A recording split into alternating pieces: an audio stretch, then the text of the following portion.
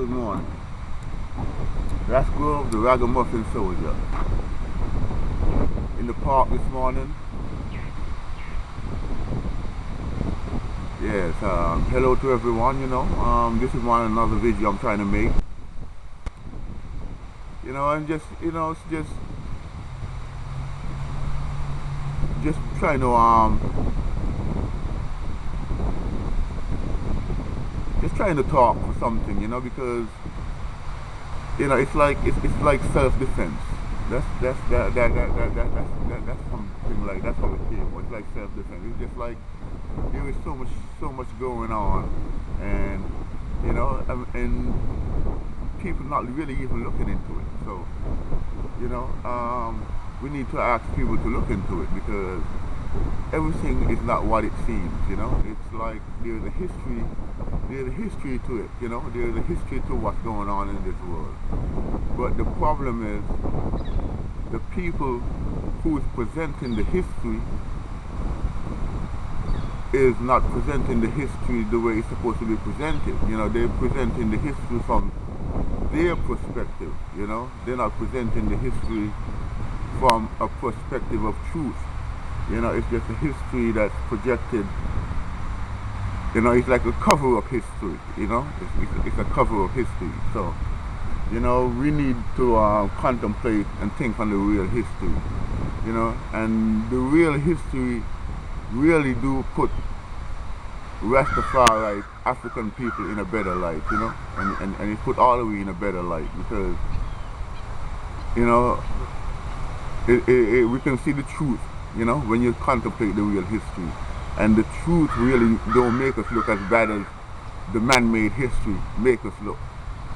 The man-made history and the whole thing, it just make you, it can really be depressing for you as a black man sometimes, really, because you're so surrounded by anti-African sentiment that you're like, you can't, if you don't know the real history, you can't, it's hard for you to really see the positive light for African people. So that's the whole thing about it. It's like you're indoctrinated against our own best interest. We're like our own worst enemy now. So it's our head, the shit the stuff that's in our head is working against us because we didn't really put it in our heads ourselves.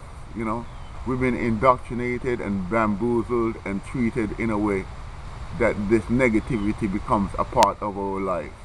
So it's a lot of times I really can't even feel bad because African people didn't choose it. You know what I mean? It was thrust up on us, and so sometimes we look really stupid for real as African people because we live in a life that's kind of self-destructive. You know what I mean? Because we're not doing the things that everybody else is doing as a nation of people. You know what I mean? Even in Africa, African people don't have no nation. So it's a real negativity all over. So and you know what? It's a negativity all over, but it's not a negativity that's it's not a negativity that you can't explain. You know what I mean? It's not a mysterious thing. It's a negativity that every people on the face of this earth experience it because it's like everybody has been conquered. Every nation has been conquered. Everyone. Even right down to China. You know what I'm saying? So it's like Ethiopia has been conquered too, but you know what I mean? It ain't been conquered really because Ethiopia is when Mussolini had his 5-year hiatus over there in Ethiopia. He just had just a small part of the country. It ain't like he was dominating and making no rules and everybody was following him for nothing. You know what I mean? It was just an egotistical thing for him, and he had the better weapons and so he was able to make a little move over there, but it wasn't really no domination. So as far as I'm concerned, Ethiopia is still the only country that hasn't been conquered and dominated. So you know what I mean. That gives the African people and the black man a foundation, a foundation to look to for growth. Because you can't go on nothing. You have to go on something. You have to go on something. You can't go on nothing. You have to have something to go on. So Ethiopia is the growth. It is the foundation for growth for African people. And it's the whole thing, man. Ethiopia and Egypt. Ethiopia and Egypt is the foundation of African people. You know what I'm saying? You can try to get away from it, but if they're staring you in the face, all you got to do is look in the mirror and see who you are. That's all you got to do. And even the history of these people, even as light as their history is, still acknowledge you to come from Africa. And even if they didn't do that, you still have to know you come from Africa because of your features. You know what I mean?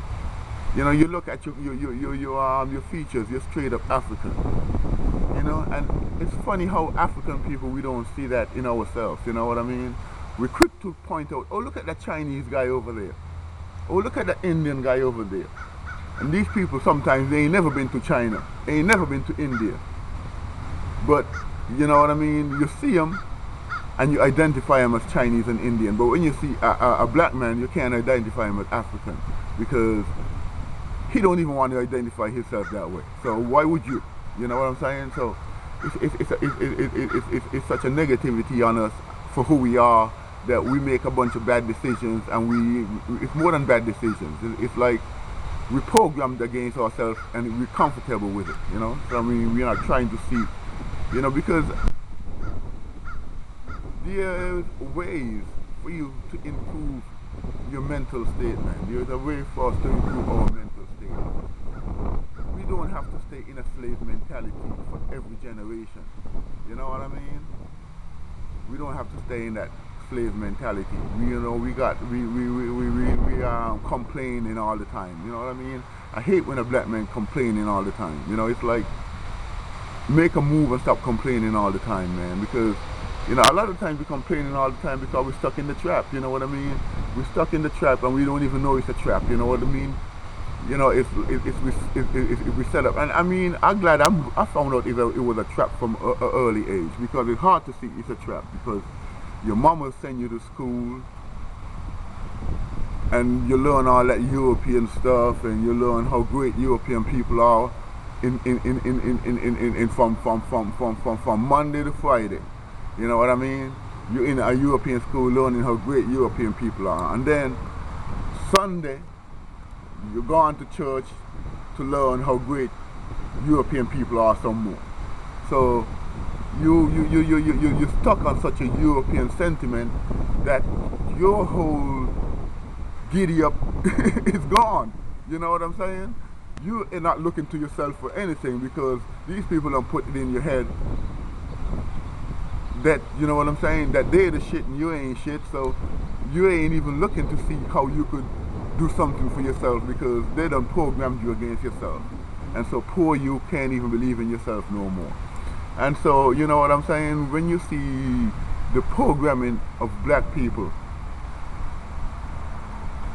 if you can't help but see why we act that way and why we having such a hard time to recover from this thing that we are in, man. Because, if the people give us a hard time and then we turn around and give ourselves a hard time. It's like they're trying to kill us and then we trying to kill ourselves some more. So it's a funny thing to watch, man. And I don't even like to talk about personal things, but sometimes it comes out because I have to make an example of a personal thing to show you what I'm talking about. It's like this, man. An aunt of mine, have 2 sweet kids, and she have a hard time trying to find a job. She's trying to, in her hometown anyway, she's trying to have a house. She's having a hard time trying to find a job in her hometown. So now she knows a friend in Vegas, and she gets invited down there because her friend's working at the hotel, and her friend got a feeling, if you come down here, I can get you a job in this hotel with me. So now she leaves her kids with her mama. Now she leaves her kids with her mama, and then she goes to Vegas and she gets the job. You know, whoop-de-doo. She after all this stuff, and now she gotta leave her kids, and now she goes to Vegas, and now she got this job. But it's a funny thing.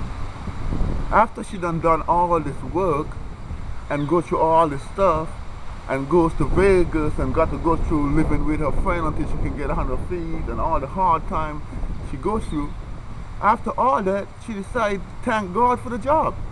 So now she decided that God gave her the job, you know. After all that she done, she figured that Jesus and God gave her this job, and so now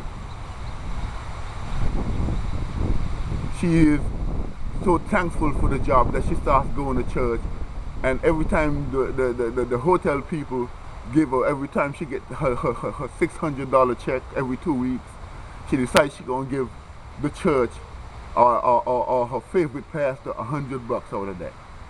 You know, I'm like, you know, it's funny how that stuff works with us as black people, because you know, we have such a hard time getting to where we're getting, and when we don't work our ass off and get what we got, we decide, oh, let's give God the credit. You know, let's give God the credit. So now she done gave God the credit. So now every time she get a $600 check, she giving the preacher $100 of it. You know, and so in what? Every 2 weeks she giving up $100.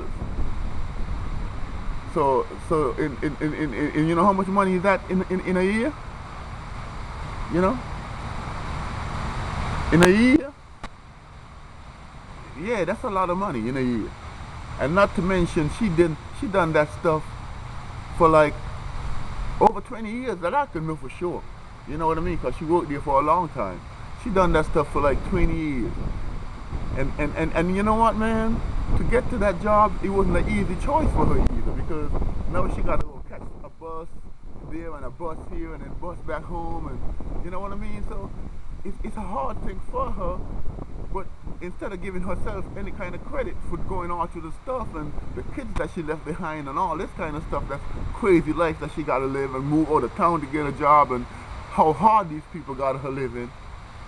You know what I mean? She gonna praise their God.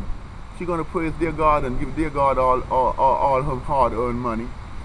And then at the end of 20 years after her, she done gave all her money away. You know, she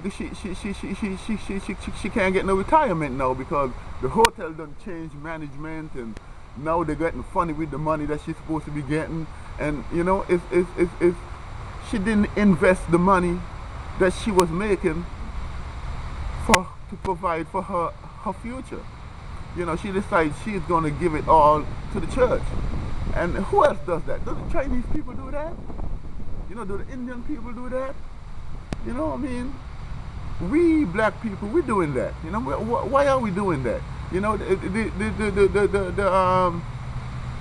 it's just plain, you know, the indoctrination to see that you're going to treat some kind of entity that somebody made up better than you're treating your own self. After you is the one going through all the struggle and all the hassle in this hard world that these people made for you, because they're so greedy that they don't care what happened to you, you know? And so you find a way to make it, to get to something, and instead of trying, I mean, better way for your kids. I mean, you know, I mean, black people really don't know nothing about money, to be honest with you. And sometimes I say that is right, you know what I mean? Because, you know what I mean, we really don't know what to do with money sometimes, because, you know, we're not coming out of a culture where we're looking at our parents being investors or being entrepreneurs. We don't have that kind of foundation and example in our community. So we're more on a consumer level. So that's why we don't make good decisions with money. And these people don't taught us a way to give away everything that we have to them, and so that's all we do. We give away everything we have to them, and I don't even see what we're getting back. You know what I'm saying? This is just a way that our ancestors taught us how, or not even our ancestors, our grandparents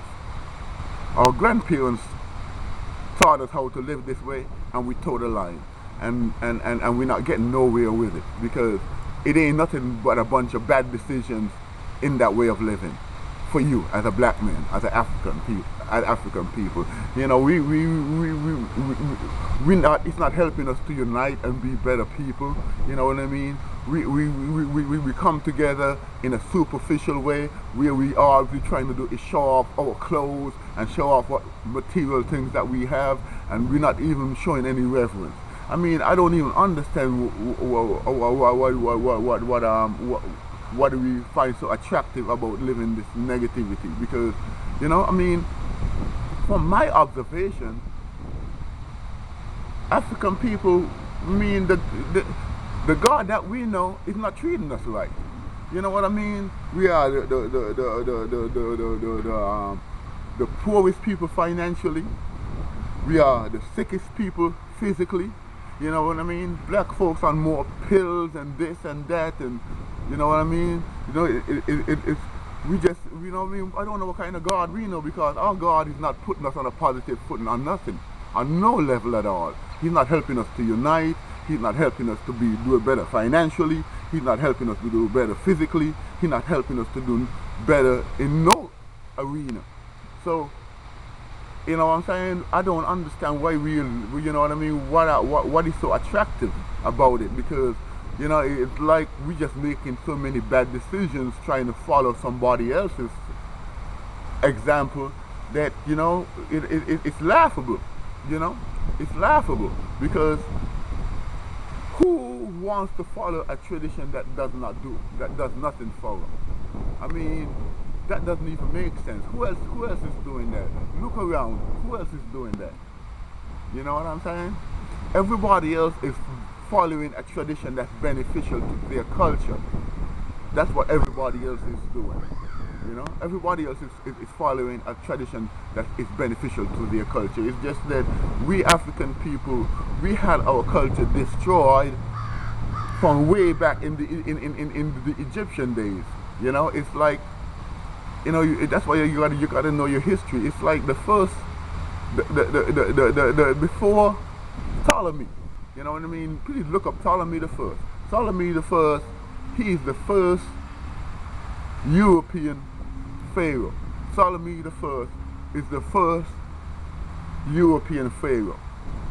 You know what I mean? Before Ptolemy the First, European pharaohs were black African people. Black African people. Ptolemy the First was the first European pharaoh, and he came into Europe. He came into Egypt. I'm sorry, from Europe, from Greece, actually, because his friend Alexander the Greek conquered Egypt, and they decided they're going to put Ptolemy in charge. You know what I mean? But he got in charge of Egypt, but he couldn't get the respect of the Egyptian people. You know what I'm saying? Because he came into Egypt as a conqueror. You know, the Egyptian people had a pharaoh system of where it's a dynastic system. So you had to be part of the dynasty to be a pharaoh. And Ptolemy the First, he was an Egyptian, and so he couldn't get the praise that the Egyptians gave their pharaohs. And so he wanted to get the respect of the Egyptian people. He wanted them to put him to the process that they put their pharaohs through to make him into a legitimate pharaoh in the eyes of the Egyptian people. And so he forced the Egyptian people to do that for him, and then he took down the Egyptian structures. He took the Egyptian structures down and put a structure of a European god. You know what I mean? So he decided to make the Egyptian people worship a European god. And this was the first. This is the start of European domination over African people. Ptolemy the first forcing African people to worship an image, a European image of Serapis Christus. Serapis Christus, the European image that Ptolemy the first forced on the Egyptian people. So Serapis Christus is the first European god that African people know. This is the first European god that African people know, Serapis Christus. And so the people in Egypt is worshipping Serapis Christus, and the people in Greece worshipping Zeus. You know? So it's a two-god system that these people have before they decided to unify this one god into a one god system. Because you couldn't have two gods meaning the same thing. They had to bring it down into one god. And the person that brought it down into one god is Constantine. Constantine brought these two gods down into one god. So Serapis Christus and Zeus came into one god, and so Serapis Christus and Zeus came into one god in the Council of Nicaea. So it's like they take these two gods and made them into one god. But I'll tell you something. You know, it's like this. You know, the name that they say that they have for their god is Jesus. So first of all, Jesus is a pretty recent name. The name that's called Jesus, the actual name Jesus, is not a name that's 2,000 years old. So whoever that they decided was a man 2,000 years ago that was walking on water and doing all these miracles and doing all this stuff, his name couldn't have been Jesus Christ, because the letter J has only been introduced to the alphabet about 600 years ago. So there is no way for a man 2,000 years ago to have a name beginning with a letter that's only 600 years old. So that's the first thing I wanted to get established, is that 2,000 years ago, even if there was a man doing all this stuff that they said, his name was not Jesus Christ, because there was no way for his name to be Jesus Christ, because there was no J sound in any language, and the J was not invented yet for anyone to have a name beginning with a J. So that's first you have to realize that that's the first flaw you have to realize in what's going on here. It's like that part of it is not added. So you have to go ahead and try to find the name of the person 2,000 years ago, and being that his name was not Jesus, what was his name? So we using a common sense, because, you know, it's all common sense. You know, we using a common sense situation, we kind of see that how this name probably evolved like this, because, you know, from Serapis Christus and Zeus, you kind of put those two names together, and you come up with Zeus Christus, I think, was the name that they came up with during that period before the Council of Nicaea. I think that was the name, but I think that was the name that Constantine gave the edict and the okay to for the deity that they created for the fire. The name of the deity, as far as we can see, was like Jesus Christus. And then later on, when the J was invented, they decided to change Jesus Christus to Jesus Christ. But the fact of the matter is, 2,000 years ago, there was no man with name Jesus Christ walking around, because the name Jesus is only 600 years old. So that's the first thing you have to go and research. Now, it's the same thing that happened to the Egyptian people. It's the same thing that happening to us today. You know, we have our conqueror putting a guard on us that's not good for us. So this is his God, you know, this is his creation of his mental view of what he view God to be. And it's not really even all his mental view. It's a mental view that he got from Egypt. It's a mental view he got from the Egyptian system of deity, you know. This is all Egyptian. All this stuff is Egyptian from head to toe. The base of it is Egyptian. That's what everybody is building on. The knowledge that we have of this world was 10,000 years in the making before Egypt got conquered. So, you know, Egyptian civilization and Ethiopian civilization is over 10,000 years old. So that's a whole lot of time. This civilization is only 2,000 years old. You know what I mean? It's only 2,000 years old because after Ptolemy conquered, after Alexander the Greek conquered Egypt and put his, that was way back in 367, 350 BC, somewhere up in there. So once they conquered Egypt and they started taking over everything African, they realized now that they can start. This is the center of knowledge. This is the center of everything that's really going on in the world.